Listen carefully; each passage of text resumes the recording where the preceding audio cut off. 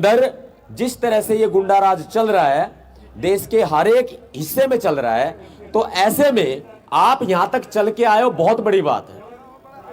मेरे पीछे ये खाकी वाले गुंडे लगे हैं, मुझे भागना पड़ रहा है। वो इसलिए डरता नहीं हूं, डरता तो मैं किसी के बाप से भी नहीं हूं, लेकिन चिंता है इस बात की कि मेरे बाद मेरे समाज का क्या होगा। इतना आतंक वहां पर मचाया हुआ है उत्तर प्रदेश के अंदर कि लोगों को घरों में घुस घुस के पीटा जा रहा है। दलितों को, मुसलमानों को, महिलाओं को, किसानों को, भूमिहीन किसानों को, मजदूरों को, उनके ऊपर फर्जी मुकदमे दर्ज किए जा रहे हैं। उत्तर प्रदेश में योगी आदित्यनाथ की सरकार ने तांडव मचा के रखा है। आज यहां जंतर मंतर पर हम न्याय की मांग के लिए इकट्ठा हुए हैं। मामला एक चांदपुर का नहीं है, मामला हरदोई का भी है, जहां पर 100 से ज्यादा लोगों के खिलाफ फर्जी मुकदमे दर्ज कर दिए गए। मैंने उनको बुलाया था कि आप नोटिस लेकर के यहां आ जाओ, नोटिसों की होली जलाएंगे। नतीजन उनके घरों में पुलिस गई यूपी की, और जो अपने आप को बहादुर पुलिस कहती है, उस बहादुर पुलिस ने उनको सबको घरों में कैद कर दिया, वो आ नहीं पाए।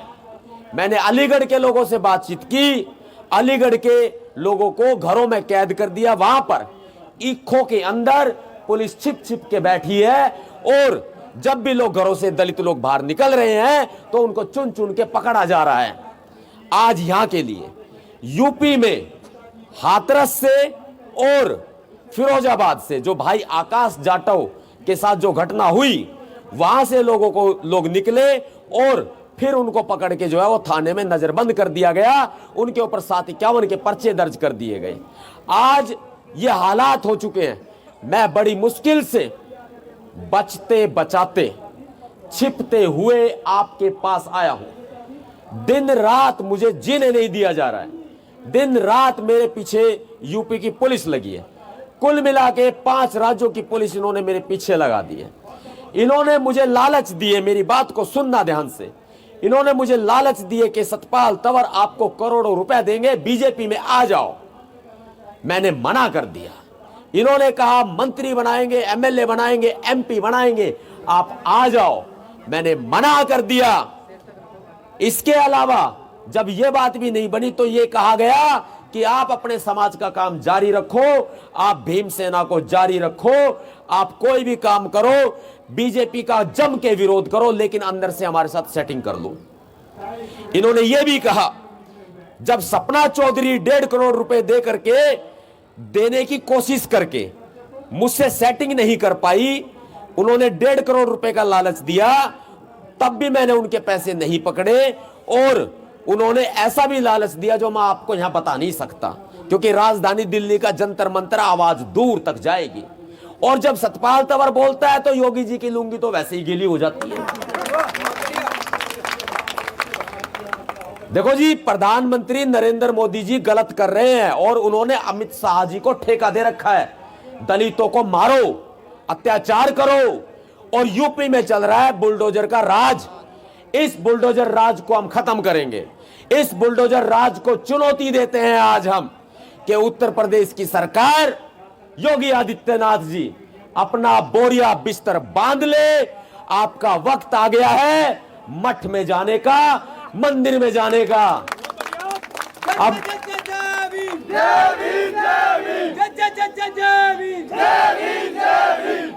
योगी जी, दलितों पर, महिलाओं पर जुल्म करने वालों को, मुसलमानों पर जुल्म करने वालों को शेर नहीं गीदड़ का बच्चा कहते हैं, गीदड़ का बच्चा। ये कैसी बहादुरी है आपकी? आप मुझे बताओ। और ये बड़ी बात अगर मैं कह दूंगा तो शायद लोग बुरा मान जाएंगे कि सतपाल तंवर गलत बोलता है। मैं गलत नहीं बोल रहा, मैं अपने हक की आवाज उठा रहा हूं, तो बुरा लग रहा है। इतने मुकदमे दर्ज कर लिए, रोक रहे हैं। हरदोई में गया, वहां रोक लिया गया। रामपुर में गया, गिरफ्तार करके जेल में डाल दिया, और मेरे लोगों के साथ में मारपीट की गई। इसके अलावा अलीगढ़, फिरोजाबाद, जहां भी जाने की कोशिश करते हैं यूपी की सरकार रोक लेती है। मैं आपसे निवेदन करता हूं, जो आज ऊपर उठाओ, एक बार शिवचरण सिंह मुंशी जी को रिहा करो, सचिन राज को रिहा करो। बिजनौर जेल के ताले टूटेंगे, भीमराव के शेर छूटेंगे। सुन लो कान खोल के, यह उत्तर प्रदेश तुम्हारे बाप का नहीं है। यह उत्तर प्रदेश, यह देश तुम्हारे बाप का नहीं है। यह धरती तुम्हारे बाप की नहीं है, इसमें हमारा भी हिस्सा है। हम तुम्हें मना नहीं करते, तुम बने रहो मुख्यमंत्री, लेकिन अब तुम्हारे पाप का घड़ा भर चुका है। अब यह फूटने को आ गया है और इसे एक महिला फोड़ेगी। एक महिला फोड़ेगी। यूपी में वो कोई भी महिला हो सकती है।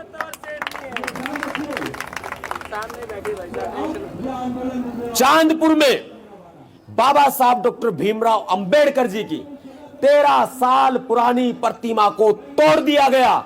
अगर हिम्मत है तो योगी आदित्यनाथ जी ये बताएं कि वो प्रतिमा कहां फेंकी गई है। अपमान किया गया है उसका, रात के अंधेरे में तोड़ी गई है। अगर हिम्मत थी तो दिन के उजाले में आते। ये जो मेरी माताएं बहनें, यही काफी है तुम्हारे लिए।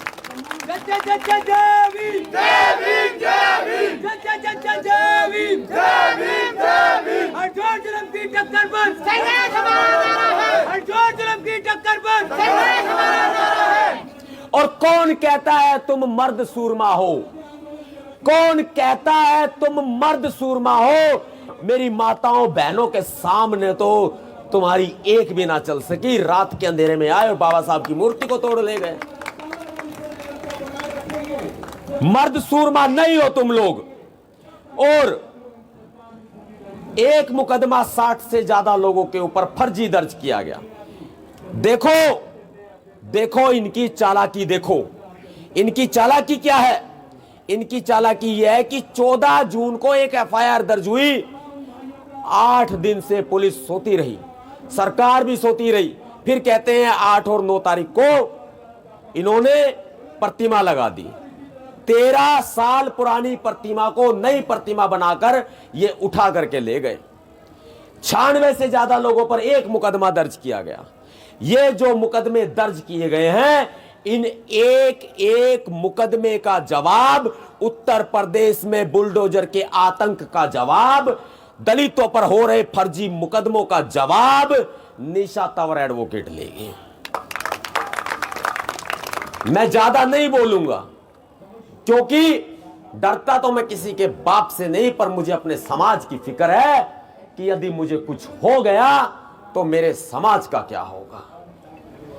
बेशक मुझे अपने माता पिता की चिंता नहीं, मुझे अपने परिवार की चिंता नहीं, लेकिन समाज की चिंता है। तभी इन लोगों से बचता हुआ घूम रहा हूं, क्योंकि चांदपुर के सीओ भरत कुमार सोनकर ने मुझे धमकी दी फोन पर कॉल करके कि सतपाल तंवर तू जामिन मिल गया, तेरे को एनकाउंटर में हम मार डालेंगे। ये सीओ भरत कुमार सोनकर बोलता है। वहां का एसएचओ राजेश कुमार बैंसला बोलता है कि तेरी बीवी के पूरे परिवार को बर्बाद कर देंगे। बोलो ये पुलिस है या जल्लाद है? जल्लाद है। अरे मुझसे टकराओ, ये खड़ा नवाब सतपाल तंवर सीना तान।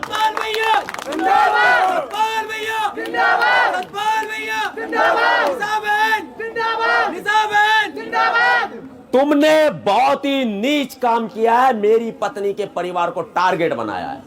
और सिर्फ एक यही परिवार नहीं है, देश के बहुत परिवार ऐसे हैं जो आतंक से जूझ रहे हैं, जातिवाद का शिकार है। यूपी में अगर एक नवाब सतपाल तंवर नहीं जाएगा तो क्या, एक बात बताओ, यूपी की शेरनी जो उत्तर प्रदेश की बेटी है वो कहां चली जाएगी? वो है ना यूपी में, वो जवाब लेगी तुमसे, जवाब मांगेगी तुमसे। मैं गलत बोलता हूं, वो तो शालीन है भाई। मैं जिंदा रहूं ना रहूं, लेकिन आप लोगों के दिलों में जिंदा रहूंगा।